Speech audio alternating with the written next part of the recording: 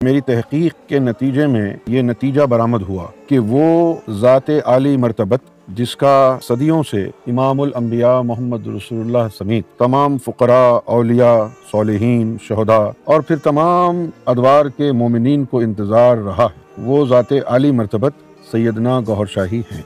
मैंने अपनी आँखों से सैयदना गौहर शाही के शानों पर मोहर महदियत देखी। सरकार के जो नाखून हैं थम के, इनके ऊपर अपनी ज़ाहिरी आंखों से एक के ऊपर आयतुल कुर्सी लिखी हुई देखी है, दूसरी पे सूरह यासीन लिखी हुई देखी है। सरकार गौहर शाही के घुटनों पर इसमें ज़ात अल्लाह खाल में खुदा हुआ जिससे नूर की शुआएं निकलती।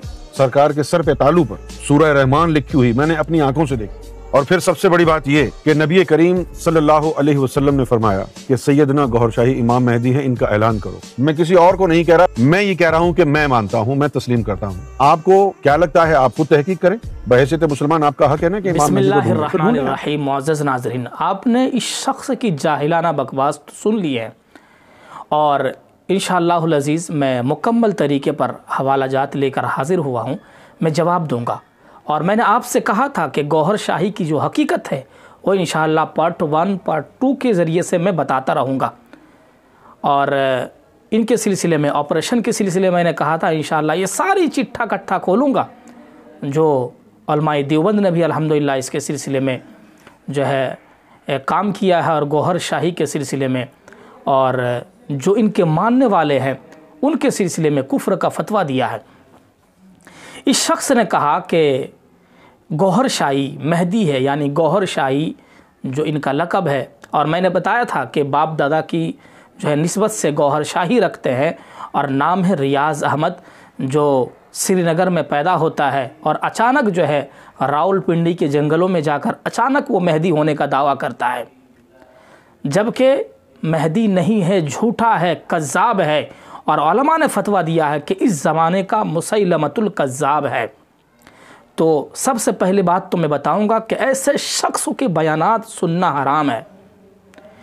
आगे मैं बताऊंगा कि इस शख्स ने हर वक्त गौहर शाही की जो है मौजज़ात, गौहर शाही की करामात और ये कह रहे हैं कि उनके नाखूनों में जो है और उनके जो है कंधों पर नबूवत के सिलसिले में कुछ बता रहे हैं, मेहदी होने के निशानी बता रहे हैं, जबकि रसूल अकरम सल्लल्लाहु अलैहि वसल्लम की बताई हुई एक भी निशानी मौजूद नहीं है, एक भी निशानी मौजूद नहीं है। अल्लाह के रसूल सल्लल्लाहु अलैहि वसल्लम ने उम्मतों को जो निशानी बताई हैं वो मैं आप हज़रात के सामने लाना चाहता हूँ हदीसों के जो है हदीसों के रोशनी में। मैं आपको बता रहा हूँ हज़रत मेहदी अलैहिस्सलातु वस्सलाम के सिलसिले में रसूल अकरम सल्लल्लाहु अलैहि वसल्लम ने क्या फ़रमाया कि मेहदी कब पैदा होंगे, कहाँ पैदा होंगे, नाम क्या होगा और उनके ख़ानदान का नाम क्या होगा, जबकि गौहर शाही का ख़ानदान कहीं से भी नहीं मिलता है हदीस की रोशनी में। गौहर शाही रियाज़ अहमद का जो ख़ानदान है जिन्होंने मेहदी होने का दावा किया है, और ये लोग जिनका बयान आपने सुना, ये लोग जो मेहदी मानते हैं कहीं से भी रसूलुल्लाह सल्लल्लाहु अलैहि वसल्लम की अहादीस से बात साबित नहीं होती है। और रसूलुल्लाह सल्लल्लाहु अलैहि वसल्लम की जो पेशन गोइयाँ हैं वो मैं आपके सामने हज़रत मेहदी के सिलसिले में जो है वो मैं आपके सामने ला रहा हूँ कि अन अब्दुल्लाह इब्न मसऊद रज़ियल्लाहु अन्हु अन नबी सल्लल्लाहु अलैहि वसल्लम क़ाल ला तज़हबु दुनिया हत्ता यमलिकल अरब रजुलुम मिन अहली बैती युवाती इस्महु इस्मी। अल्लाह के रसूल सल्लल्लाहु अलैहि वसल्लम ने इरशाद फरमाया कि हज़रत अब्दुल्लाह इब्न मसऊद से मरवी है, नबी करीम सल्लल्लाहु अलैहि वसल्लम ने इरशाद फरमाया कि दुनिया ख़त्म नहीं होगी हत्ता कि मेरे अहले बैत में से एक आदमी अरब का हाकिम बन जाए जिसका नाम मेरे नाम जैसा होगा। जबकि गौहर शाही का नाम रियाज़ अहमद है। रियाज़ अहमद, इस नाम को ना भूले। बाप का नाम है फ़ज़ल, बाप का नाम है फ़ज़ल हसन नाम है। इस चीज़ को याद रखे, ना रसूलुल्लाह सल्लल्लाहु अलैहि वसल्लम के वालिद से मिलता है और ना खुद नाम मोहम्मद है। तो गोया कि इस हदीस की रोशनी में गौहर शाही झूठा है, कज़्ज़ाब है, मक्कार है। और ये हदीस इब्न हिब्बान के अंदर मौजूद है, अबू दाऊद के अंदर मौजूद है और मुस्नद अहमद के अंदर मौजूद है। हदीस नंबर 471 के अंदर मौजूद है, अबू दाऊद के अंदर 4282 के अंदर, और इब्न हिब्बान के अंदर जिल्द नंबर 15 सफ़ा नंबर 236 के अंदर मौजूद है, तिबरानी के अंदर मौजूद है जिल्द नंबर 10 सफ़ा नंबर 133 के अंदर, और हाकिम के अंदर मौजूद है जिल्द नंबर 4 सफ़ा नंबर 488 के अंदर, और जामे सगीर के अंदर मौजूद है, जामे सगीर के अंदर हदीस नंबर 5180 के अंदर मौजूद है। और तिरमिज़ी के अंदर जो बात आई है इस हदीस के सिलसिले में वो मैं आपको सुना रहा हूँ। व लफ्ज़ुल तिरमिज़ी वक़ाल हाज़ा हदीस व हसनुन सही, ये हदीस बिल्कुल सही है, बिल्कुल सही है, बिल्कुल सही है। गोया के रसूल अकरम सल्लल्लाहु अलैहि वसल्लम ये फरमा रहे हैं कि मेहदी जो होगा नाम जो है मेरे वालिद के नाम से निस्बत होगा और मेरे ख़ानदान से होगा। गोया के गौहर शाही ना रसूलुल्लाह सल्लल्लाहु अलैहि वसल्लम के ख़ानदान से है और ना उनके नाम मोहम्मद से है, तो इसलिए गोया के गौहर शाही झूठा है, झूठा है, मक्कार है। आगे एक दूसरी हदीस में आपके सामने ला रहा हूँ। हज़रत अब्दुल्ला रज़ी अल्लाह ताला अन्हु से रिवायत है। क्या है हदीस? अन अब्दुल्लाह रज़ी अल्लाह अन्हु अन नबी सल्लल्लाहु अलैहि वसल्लम क़ाला लौ लम यबक़ मिन दुनिया इल्ला यौम लितूलिल्लाहि ज़ालिकल यौम हत्ता यबअस फ़ीही रजुलुम मिन अहली बैती युवाती इस्महु इस्मी व इस्मु अबीही इस्मु अबी। ये अबू दाऊद के अंदर मौजूद है, किताबुल मेहदी, और हदीस नंबर है 4283 के अंदर, मुस्नदुल बज़्ज़ार के अंदर मौजूद है, हदीस नंबर 493 के अंदर मौजूद है, और अहमद के अंदर मौजूद है जिल्द नंबर 1 सफ़ा नंबर 220 के अंदर, शरह सुन्ना के अंदर मौजूद है जिल्द नंबर 7 सफ़ा नंबर 457 के अंदर मौजूद है। और क्या फरमा रहे हैं? हज़रत अब्दुल्ला इब्न मसऊद रज़ी अल्लाह ताला अन्हु से रिवायत है कि रसूल पाक सल्लल्लाहु अलैहि वसल्लम ने फरमाया, अगर दुनिया का सिर्फ एक दिन बाकी रहे तब भी अल्लाह ताला उस दिन को दराज कर देगा, यहाँ तक कि मेरे अहले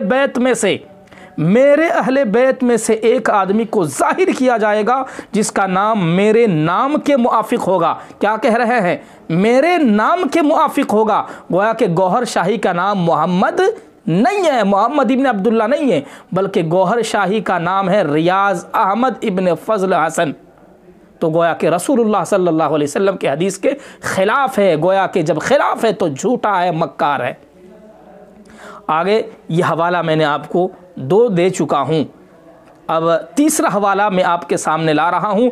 वो तीसरा हवाला गोया के ये है, अखरज अबू नुईम अन अबी उमामत मरफूअन फ़क़ाल लहू रजुलन या रसूल अल्लाह मिन इमामिन नास यौमइज़िन क़ाल सल्लल्लाहु अलैहि वसल्लम मिन वुल्दी इब्न 40 सनतन।